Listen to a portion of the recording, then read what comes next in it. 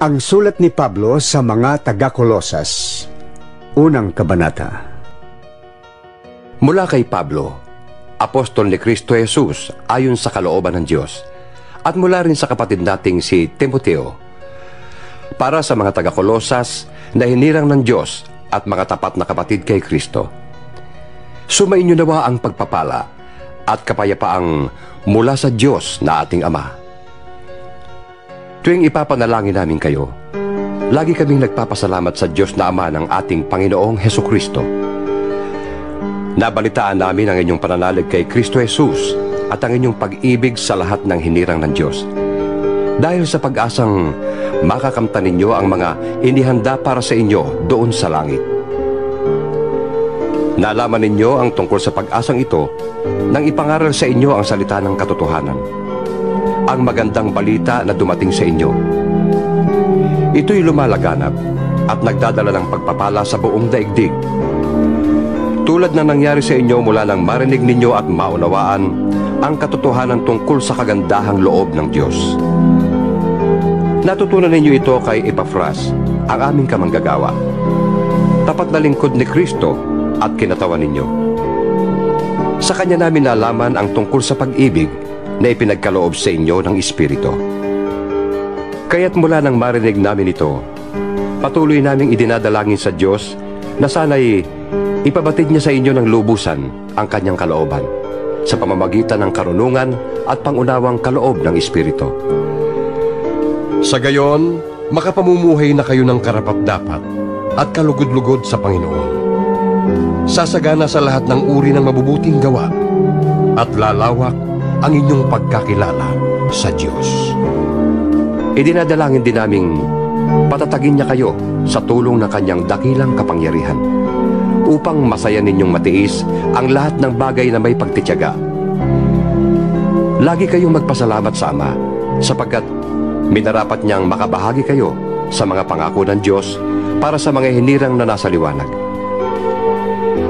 Iniligtas niya tayo sa kapangyarihan ng kadiliman at inilipat sa kaharian ng kanyang minamahal na anak, na nagpalaya at nagdulot sa atin ng kapatawaran sa ating mga kasalanan. Si Kristo ang larawan ng Diyos na di nakikita, at siya ang may kapangyarihan sa lahat ng nilikha. Sapagkat sa pamamagitan niya ay nilikha ang lahat ng nasa langit at nasa lupa, nakikita man o hindi. Pati ang mga espiritual na kapangyarihan, paghahari, pamamahala at pamumuno. Ang lahat ay nilikha ng Diyos sa pamamagitan niya at para sa Kanya. Siya ang una sa lahat, at ang buong sansinukob ay nananatiling nasa kaayusan sa pamamagitan niya. Siya ang ulo ng iglesia na Kanyang katawan. Siya ang simula, ang panganay na anak, ang unang nabuhay na muli upang maging pinakadakila sa lahat. Minarapat ng Diyos na ang buo niyang kalikasan ay manatili sa anak.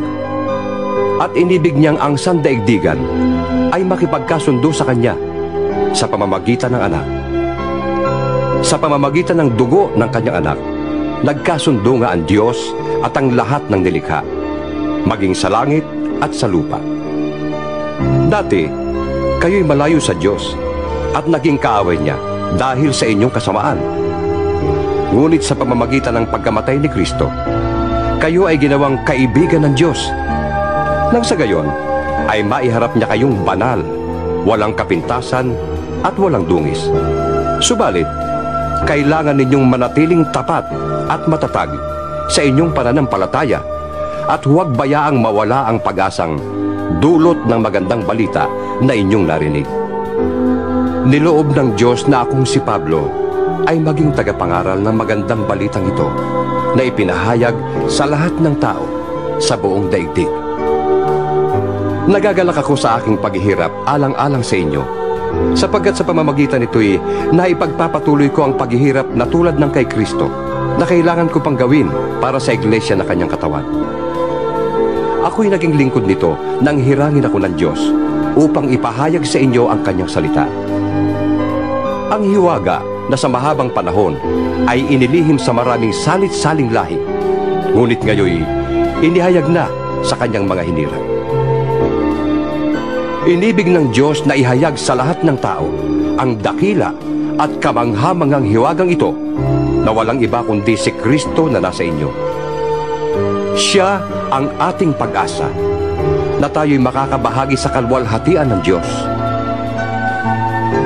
Yan ang dahilan kung bakit ipinapangaral namin si Kristo.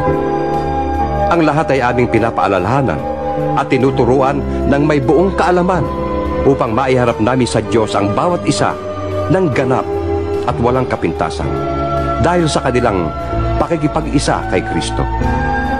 Ito ang aking pinagsisikapang matupad sa pamamagitan ng kapangyarihang kaloob sa akin ni Kristo